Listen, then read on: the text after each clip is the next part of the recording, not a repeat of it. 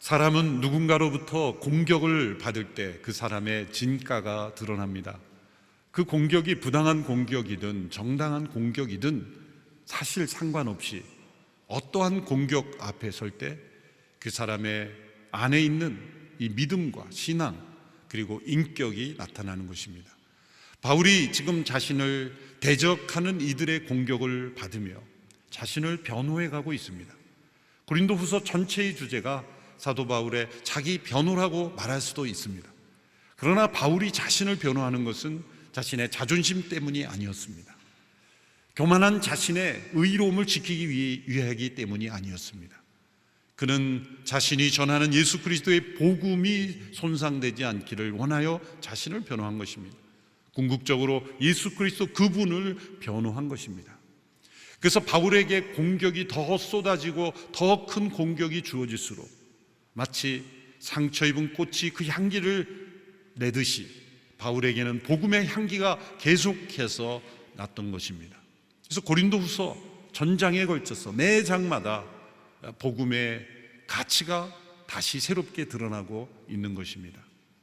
바울은 자신을 대적하는 이들 앞에서 낙심하여 포기하지 않았습니다.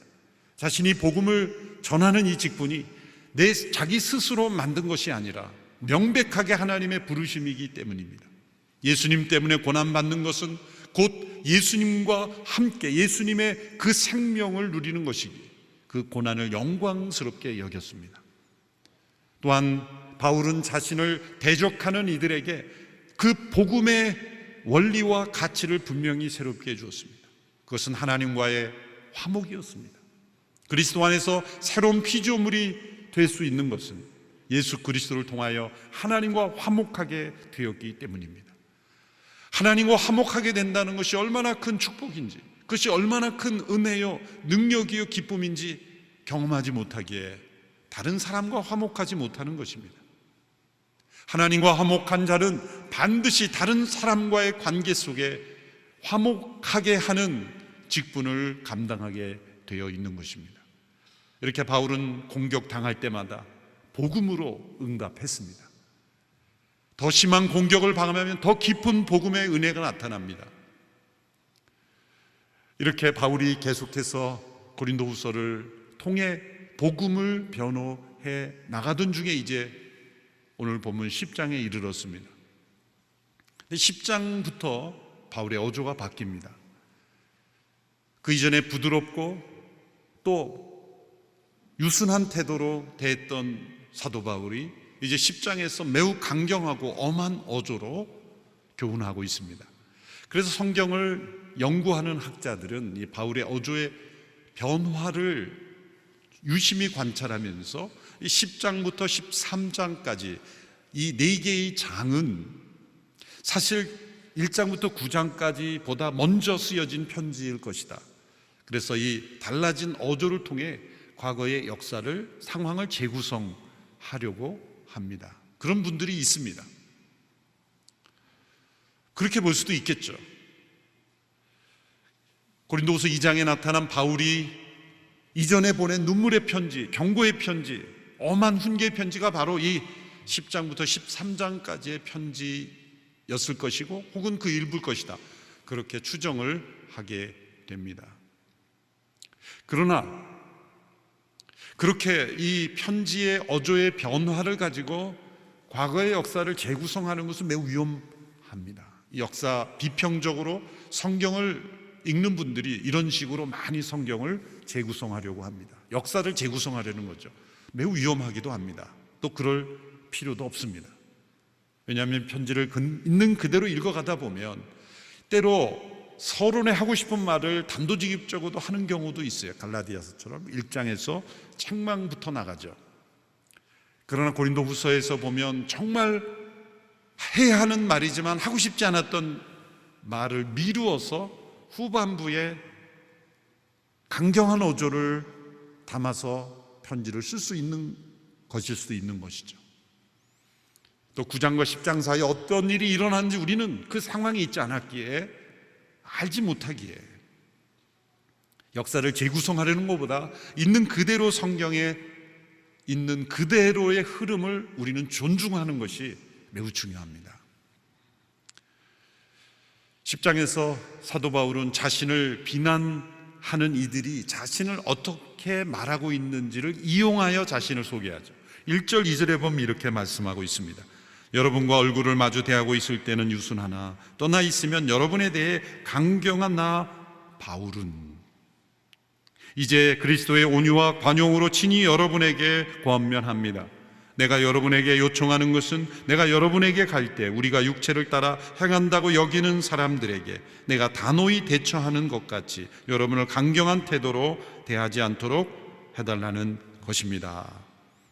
1절에 얼굴을 마주 대하고 있을 때는 유순하나 떠나 있으면 여러분의 강경한 나 바울은, 이것은 바울을 대적하고 공격하는 이들이 바울을 그렇게 여긴다는 것을 이용하여 설명하는 거예요.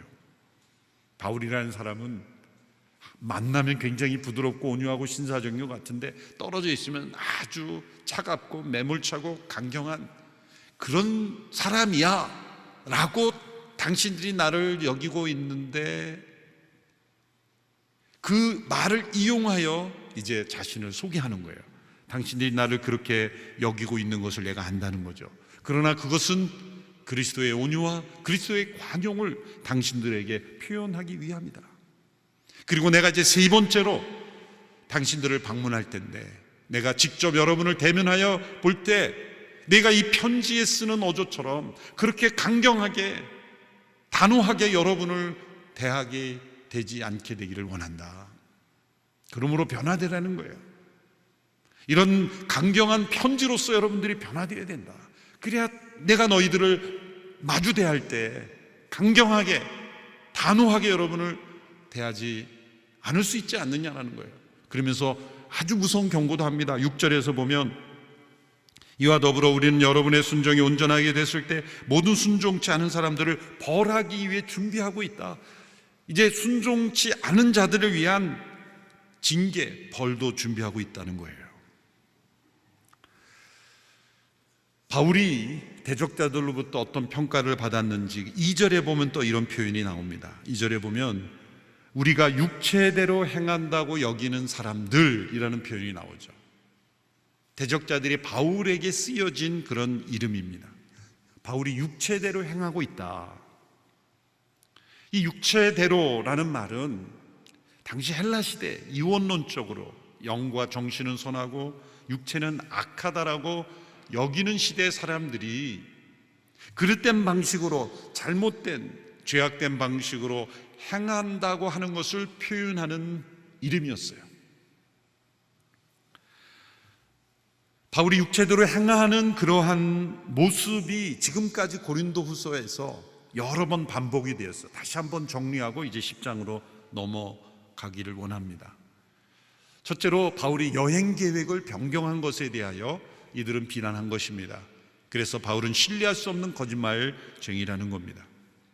바울은 원래 고린도에 방문했다가 마게도냐에 가서 다시 고린도로 갔다가 유대 예루살렘으로 가려는 계획이 있었어요. 1장에 그 계획을 표현합니다. 그런데 그 계획대로 되지 않은 것은 성령님의 역사, 여러 환경의 변화로 인하여 부득이하게 이루어졌음에도 불구하고 여행 계획을 바꾼 것을 가지고 신뢰할 수 없는 사람이라고 그렇게 비난했습니다. 바울은 이렇게 말합니다. 내가 이렇게 계획할 때 예예라고 했다가 금방 아니요라고 하려고 육체를 따라 계획하고 있는 것 같습니까? 육체를 따라 계획한 것이 아니라는 거죠. 사도 바울도 여기서 육체를 따라라는 이 표현을 사용하고 있습니다. 두 번째로 바울을 공격한 내용은 추천서가 없다는 겁니다. 그래서 사도로서 무자격자라는 겁니다. 당시에는 누군가 신뢰할 수 있는 사람의 추천서가 그 사람을 보증하는 그런 문화가 있었기 때문입니다. 개인의 이력서보다 추천서가 더 중요한 시대였어요. 오늘날에는 누군가의 추천서보다 개인의 이력서가 더 중요하죠. 또 이력서보다 더 중요한 건 자신의 진짜 실력이 더 중요한 거죠. 그 당시에는 역으로 추천서가 더 중요했어요. 그 추천서는 어떤 추천서를 말할까요? 예루살렘 교회의 사도들의 추천서를 말하는 것입니다. 아마 고린도 교회 안에는 그 예루살렘 교회 사도들의 추천서를 가지고 와서 그것을 근거로 자신의 영적 권위를 내세우고 교회의 주도권을 가지고 바울을 공격하는 이가 있었기 때문입니다. 그러나 바울은 직접 예수님을 만난 사람이기에 추천서가 필요 없는 사람이었습니다. 부활하신 예수님 그분을 직접 만났고 직접 이방인의 사도로 부르심을 받았으니 무슨 추천서가 필요합니까? 바울이 이렇게 말하죠. 추천서를 요구합니까? 바로 당신들이 나에 대한 추천서요, 당신들이 바로 그리스도의 편지입니다. 세 번째로 바울을 육체대로 행한다고 공격하는 내용은 예루살렘 교회를 위한 구제헌금 모금 프로젝트 때문이었습니다. 바울을 공격하는 사람들은 바울이 이것을 이용하여 사익을 취한다, 간교한 속임수라고 그렇게 공격했습니다. 우리가 건너뛰었지만 고린도후서 8장 9장의 내용은 예루살렘 교회를 위한 구제헌금을 이 고린도 교회도 참여하라고 권면하는 내용입니다. 바울은 그가 개척하고 목회했던 모든 교회들에게 당시의 기근으로 가장 어려웠던 예루살렘 교회를 돕자고 하는 기금을 모았다는 것입니다. 고린도 교인들에게 말하면서 마게도냐 교회의 예를 듭니다. 매우 기분 나쁜 이야기죠. 마게도냐 교인들은 당신들보다 훨씬 더 가난하고 어려운 형편 속에서도 그들에게는 이 넘치는 헌금을 기쁘게 했다. 당신들도 1년 전부터 계획이 있었는데 그 계획을 기쁜 마음으로 완성하라, 이렇게 권면합니다.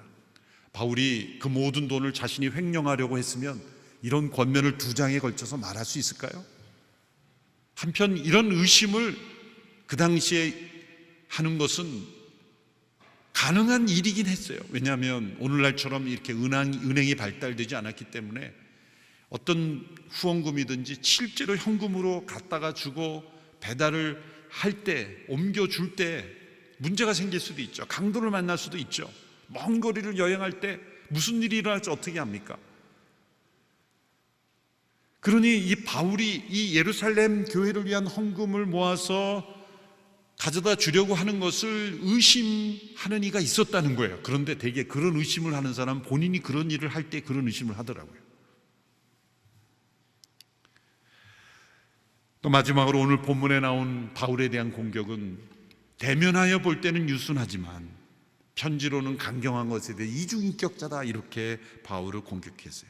하여튼 모든 일에 있어서 바울의 인격, 바울의 일, 바울의 어떤 계획, 모든 것을 가지고 바울을 지금 공격하고 있는 것입니다.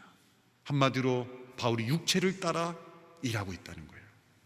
그런데 바울은 그 당시에 육체를 따라 일하고 있다라는 그 헬라인들의 보편적인 그런 이해를 더 뛰어넘어 바울에게 있어서 육체라는 단어는 로마서에서 나타난 대로 그것은 옛사람의 타락한 습성이요, 타락한 죄로 말미암는 죄가 만든 우리 안에 들어온 무서운 영적인 실체요, 습성인 것입니다. 보이는 몸이 아니라 보이지 않는 우리의 생각에까지 스며 있는 습관인 것입니다. 죄악된 습관, 습성들, 육체의 본성, 타락한 그 습성이 바로 육체인 거예요. 그래서 사도 바울은 자신을 공격하는 이들에게, 자신이 육체를 따라 행하고 있다는 이들에게 도리어 당신들이 지금 육체대로 행하고 있는 걸 알지 못하느냐, 나는 육체를 따라 싸우고 있지 않다라고 말하면서 보다 더 깊은 그들의 영적인 문제를 지적하고 있는 것입니다. 그것이 바로 4절과 5절의 말씀입니다. 같이 읽어볼까요? 시작.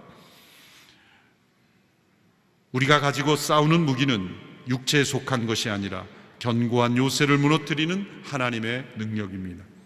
우리는 모든 궤변을 무너뜨리고 하나님을 아는 지식을 대적해서 스스로 높아진 모든 주장을 무너뜨리고 모든 생각을 사로잡아 그리스도께 복종시킵니다. 바울은 겉으로 나타난 자신에 대한 공격, 그것이 지금 중요한 게 아니라 당신들이 지금 매사에 또 모든 일에 이렇게 시비를 걸고 문제를 삼고 그리고 불의하게 공격하는 그 생각의 틀이 어떠한 영적인 위험을 가지고 있고 그것이 얼마나 타락의 증거인지를 당신들이 깨닫지 못하고 있다는 거예요. 그것은 우리가 육체대로 행한다고 할 때 그것은 우리의 생각에서부터 일어나는 문제이고, 그 생각이 견고한 요새가 되어서 그 요새로부터 우리 생각이 벗어나고 있지 못하는 것이고, 그것을 무너뜨려야 되는 것이고, 그리고 우리의 생각이, 모든 생각이 그리스도께 복종되어야 된다는 거예요. 그래야 우리가 육체대로 행하지 않을 수 있다는 거예요. 첫째로 사도 바울은 생각의 견고한 요새가 무너져야 한다고 말했습니다. 사람들은 자신의 생각이 자유롭다고 생각합니다. 엄청난 착각입니다. 세상에서 가장 자유로운 것이 생각인 줄 압니다. 그래서 상상의 나래를 편다고 하고 공상의 세계를 우리는 넘나들 수 있다고 말합니다. 그런데 가장 갇혀있는 것이 생각입니다. 우리의 몸은 물리적인 제한을 받지만 우리의 이 정신과 생각은 무한히 자유롭다라고 생각하지만 그렇지 않습니다. 우리의 생각은 매여 있습니다. 죄의 포로가 되어 있습니다. 그리고 견고한 요새에 갇혀 있습니다. 이 견고한 요새, 요즘에는 이런 요새를 보기가 어렵죠. 그냥 박물관이나 문화재처럼 옛날 이 오래된 도시에 가면 높은 곳에 있는 성들, 그런 요새를 의미하죠. 과거 시대에는 이 높은 지대에 있는 이 성이 너무 중요했죠. 군사 전략상으로 높은 곳에 있어야 모든 것을 제압할 수 있는 더 좋은 여건이기 때문이죠. 요즘은 위성에서 보는 시대이기 때문에 높은 곳 필요가 없어요.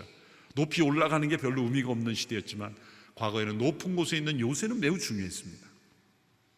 그 요새 안에 갇혀 있는 그 요새를 방패막이로 삼아 있는 사람들처럼 우리의 생각이 이 요새에 갇혀 있다는 것입니다. 이러한 생각의 요새는 수많은 이론과 사상으로 흘러내려왔지만 사실은 한마디로 정의한다면 하나님을 아는 지식을 대적하는 모든 주장들입니다. 세상의 모든 생각은 두 갈래로 나눠집니다. 하나님을 아는 지식 안에 포함되어 있는 지식인가, 생각인가, 아니면 하나님을 아는 지식에 대적하는 생각들인가. 대표적으로 무신론입니다. 하나님을 인정하지 않고 하나님이 없다라고 믿는 것입니다. 여러분, 이것은 무서운 믿음에 근거한 생각이에요. 무신론은 신앙이 믿음이 없는 게 아니라 다른 믿음을 가지고 있는 겁니다. 하나님이 계시지 않다고 믿는 거죠. 사실 진화론도 그러한 무신론의 믿음의 기초 위에 세워진 거죠. 진화론을 생명의 기원에 관해서 설명하지 못합니다. 우리가 중고등학교 배웠던 생물 교과서를 보시 생명의 기원에 대해서 진화론에 근거한 에 쓰여진 모든 책들도 보면 생명의 기원에 대해서는 말을 못합니다. 그냥 오랜 시간에 걸쳐서 우연히 형성되어 나왔다고 말해줘. 오랜 시간이 흘러서 형성됐다고 하면 사람들이 다 그냥 인정해 줍니다. 그 오랜 시간을 살아보지도 않고 오랜 시간이 지나서 형성됐다 그러면 다 과학적인 논리라고 말합니다. 사실은 궤변입니다. 궤변입니다. 오랜 시간이 그냥 흐르면 생명이 어떻게 생겨납니까? 그 생명을 창조하신 분이 계시기에 생명이 또 다른 생명을 계속 낳는 것 아니겠습니까? 돌과 모래와 그런 흙들이 오랜 시간 이르면 자연히 이런 꽃들이 생기고 나무가 생기고 생물들이 생깁니까? 궤변입니다. 물론 종 안에서 어떤 기능의 변화, 형태의 변화, 그건 충분히 일어날 수 있죠. 그런 형태의 어떤 진화의 한 측면을 부정하는 게 아니에요. 종과 종 사이에 인간 이전에 어떠한 유인원이라고 말하죠. 무슨 오스트랄로피테쿠스, 네안데르탈인 공부를 열심히 안 해서 그런지 그 두 단어밖에 생각이 안 나는데 뭐 여러 가지 이름을 붙이잖아요. 뭐 유인원이라고. 사람이 아닌 존재가 있다. 사람이 아닌 존재 사람이 되었다는 거예요. 원숭이 비슷한, 원숭이하고 사람 사이의 인간 막 그려놓고 말이죠. 어디서 뼈 조각이 몇 쪽에 발견했는데 그걸 가지고 어떻게 옷을 입어 어떻게 생활했는지까지 다 알아맞혀요. 그게 궤변 아니에요? 어떻게 과학이 아무리 발전했다 뼈 조각 몇 개로 어떻게 삶의 방식을 다 밝힙니까? 궤변이에요. 소위 우리 이 선사시대에 살았다고 하는 사람들, 소위 우리가 생각할 때는 인간답지 못했다고 살아가는 사람들이 살아갔던 동굴 안에 보면 벽화들이 있어요. 그 벽화는 그림입니다. 인터넷에 한번 선사시대의 동굴 벽화를 한번 쳐보세요. 그림입니다. 하나의 예술 작품이에요. 그러면 진화론에 근거하면 동물원에 원숭이들이 있는 곳에 그림이 많이 그려져 있어야 돼요. 여러분, 이러한 예술은 하나님이 인간에게만 주신 독특한 능력이에요. 동물의 세계에는 그 자체, 존재 자체가 하나님의 예술이긴 하지만 그들이 그림을 그린다든지 그런 예술은 나타나지 않습니다.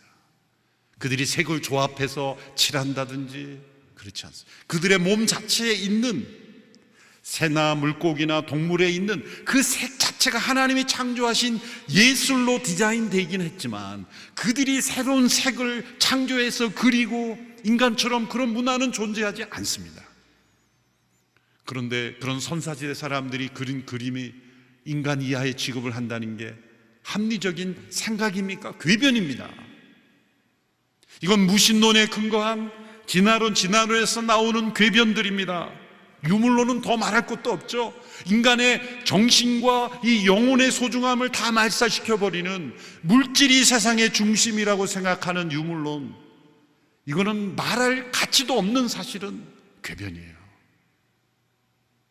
현대에 이르러서는 이 회의론이라는 궤변들, 주장들, 이것은 예전에는 고민이라도 했어요. 인간은 어디서 와서 어디로 가는가? 철학적 고민도 하고 이런 어떤 갈등도 겪고 인간이 어디로 가는 것일까에 대한 어떤 결국 대답은 올바로 못했을지라도 고민조차 하는데 요즘 고민도 안 해요. 귀찮은 거예요. 고민 자체를 귀찮은 거예요. 이 심각한 회의론, 이게 다 하나님을 아는 지식에 대적하여 생겨진 궤변들, 주장들이에요. 그러므로 사람들이 떠오르는 생각들이 굉장히 자유로운 것 같지만 역사상에 일어난 모든 생각의 일관된 흐름은 하나님을 아는 지식에서 벗어나고 싶은 거예요. 결국 그것은 자유를 누리는 것이 아니라 자유를 잃어버리는 것입니다. 그 견고한 요새이며 이 뒤에는 이성이 그 모든 것을 작동하는데, 여러분, 인간의 이성이라는 것은, 참되게 이성의 기능은 어떤 것입니까? 인간이 아는 것이 지극히 일부분이라는 걸 깨닫게 해주는 것이 이성이에요. 이 자리에도 여러 전공을 해서 박사학위를 받은 분들이 있을 겁니다. 진짜 박사님은요, 내가 아는 것이 지극히 일부분이라는 것을 깨달은 분들이 박사님이에요. 나는 모든 분야를 다 안다라고 하는 사람은 진짜 박사가 아닙니다. 인간의 지성의 최고의 가치는 내가 아는 것은 이 진리의 지극히 작은 부분일 뿐이라는 것을 깨닫는 것이 이성의 기능이에요. 진짜 이성은 겸손해집니다. 그런데 그 이성을 가지고 자신이 아는 것, 과학으로 증명된 것, 내가 경험한 것, 내가 생각한 것만이 옳다라고 주장하는 이 견고한 요새에 갇혀서 인간은 하나님을 배적하고 있습니다. 이것을 어떻게 무너뜨릴까요? 또 다른 이성으로는 안 돼요. 또 다른 사상, 또 다른 주장, 또 다른 이론으로는 절대 무너지지 않습니다. 이성 위에 있는 어떤 것, 그건 무엇입니까? 이성을 창조하신 하나님의 능력, 하나님의 말씀. 예수님을 가리켜 말씀이 육신이 되었다고 했대. 왜 말씀이라고 그랬을까요? 이 말씀은 하나님의 완전하신 지혜, 완전하신 하나님의 진리입니다. 그래서 그 말씀이 이성으로 만들어진 견고한 요새를 무너뜨려야 하는 거예요. 그래서 오늘 말씀엔 그것이 하나님의 능력이라고 했습니다. 우리가 하나님의 말씀을 매일 읽고 또 말씀을 듣고 그 말씀대로 순종해야 된다는 것은 내 안에 있는 하나님을 아는 지식을 대적하는 모든 내 안에서 형성되고 혹시 내 밖에서 교육을 통해 경험을 통해 조상을 통해 온 모든 시대적인 그런 주장들을 다 무너뜨려야 하는 거예요. 그래야 우리는 진짜 자유로워질 수 있는 겁니다. 두 번째, 한 단계 더 나아가 모든 생각을 사로잡아 그리스도께 복종시켜야 한다는 겁니다. 이제 처음에 요새가 무너진다, 이것도 군사 용어죠. 전쟁에서 나오는. 그 다음에 사로잡는다, 복종한다, 이게 다 군사 용어죠. 그러니까 바울은 지금 하나 이미지를 우리에게 전해주고 있습니다. 고대 도시 한 성이 있는데 그 성에 반역자들이 있는데 그 성의 주인이 와서 그 성을 다시 정복합니다. 요새가 무너집니다. 그러면 그 요새 안에 있는 모든 사람들은 이제 그 왕의 포로가 되는 게 당연하고 그 정복자에게 복종하는 것이 당연하죠. 복종하지 않으면 죽임당하는 거예요. 그러므로 그 도시 안에 일어나는 우리의 마음을 하나의 성으로 생각하면, 우리의 요새가 무너지면 이제 우리 안에서 일어나는 이 끊임없는 생각들 하나하나를 다 그리스도께, 우리를 정복하신 주님이신 그리스도께 복종시켜야 되는 거예요. 여러분, 예수님을 나의 주 나의 하나님으로 모신 이후에 완전한 복종이 이루어졌습니까? 아마 수없이 많은 반항, 의심, 부정, 불순종, 그리고 하나님의 존재를 의심하는 수많은 생각들이 나지 않습니까? 그 모든 생각들이 바로 이 성의 견고한 요새에 갇혀있던 우리들의 생각이었어요. 그 하나하나 우리는 그리스도께 복종시켜야 하는 것입니다. 우리는 이 착각에서 벗어나야 합니다. 나는 지금 자유롭게 생각하고 있다, 천만에. 우리는 갇혀 있습니다. 죄의 포로된 생각에 종이 되어 있습니다. 어떻게 진정 자유로워질 수 있습니까? 그것은 우리의 모든 생각을 그리스도께 복종시킬 때만 우리는 자유로워질 수 있습니다. 인간은 오직 한 가지 권위 아래에 있을 때만 자유롭습니다. 그것은 하나님의 말씀, 하나님의 진리, 하나님의 계시의 권위 아래에 있을 때만 자유로워집니다. 여러분, 어떤 권위가 진정한 권위인지 아닌지는 무엇을 보면 알 수 있냐면, 자신을 따르는 자들에게 자유를 보장하느냐 아니냐에 따라서 그것이 진짜 권위냐 아니냐가 증명이 돼요. 자신을 따르는 자들이 그 권위자에 대하여 비판하거나 부정적으로 반대하는 것을 허용하지 않는 것은 진짜 권위가 아니에요. 하나님의 권위가 참된 권위인 것은 우리 인간을 창조하실 때 자유를 가진 존재로 창조하셨다는 거예요. 그 자유는 심지어 하나님을 배반할 수도 있는 자유까지 주신 거예요. 하나님의 권위는 진짜 권위이신 거예요. 인간이 그 권위를 잘못 대항하여 스스로 독립하고자 했죠. 잘못된 생각에서 비롯된 겁니다. 하나님은 에덴 동산의 모든 것을 자유롭게 누릴 수 있도록 하셨지만 중앙에 있는 실과를 먹지 말라 한 가지의 금지 명령만 주셨어요. 거의 무한대의 자유대 한 가지 규칙이라고 한다면 그 규칙은 너무 쉽게 지킬 수 있는 건 아닙니까?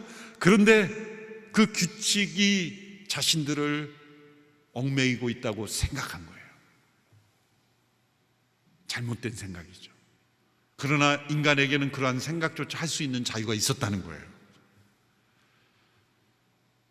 선악을 알게 하는 나무를 실과를 먹은 것이 밤늦은 시간에 배가 고픈데 주변에 먹을 것이 없는데 황량한 동산에서 배고파서 열매를 따먹고 아침에 보니까 그 열매였다. 그게 아니에요. 주변에 먹을 것이 넘쳐남에도 불구하고 그 중앙에 있는 나무의 실과를 먹지 말라는 그 명령이 마음에 자신의 자유를 제한한다고 생각한 거예요. 사단의 꼬임을 받아서. 그래서 최초의 인간은 이렇게 생각한 거죠. 물론 제가 인터뷰한 건 아닙니다. 이 규칙이 존재하는 한 우리는 결코 자유롭지 못하다. 우리가 자유하다면 이 규칙으로부터 더 자유로워져야 된다. 이 생각을 한 거예요. 이런 생각을 북돋워준 존재가 있죠. 사탄이죠. 사탄도 역시 하나님께 창조받은 천사였지만 하나님의 통제를 받는다는 것이 자유로운 것이 아니라고 생각했죠. 그래서 사단도 이런 생각을 가진 거예요. 내가 진정 자유로워지려면 하나님을 떠나야 된다. 여러분, 그래서 타락한 인간의 모든 사람들의 마음속에는 이 생각이 사로잡고 있는 거예요. 여러분, 믿지 않는 분들에게 예수님은 믿자, 우리가 하나님 백성이 되자라고 말하면 10중 8구 이렇게 대답할 거야. 나 그냥 편하게 자유롭게 살고 싶어. 예수님 믿고 구속받기 싫어. 그걸 겁니다. 이게 최초의 인간에게서 이어지는 끊임없는 생각이에요. 왜? 하나님의 말씀에 순종하고 예수 그리스도를 믿고 따라간다는 것이 나의 자유를 박탈당했다고 생각합니다. 이것이, 이 생각이 바로 타락의 증거요. 이 생각에서 나오는 모든 생각들이, 주장들이 견고한 요새를 이루고 있는 거예요. 과연 그럴까라는 겁니다.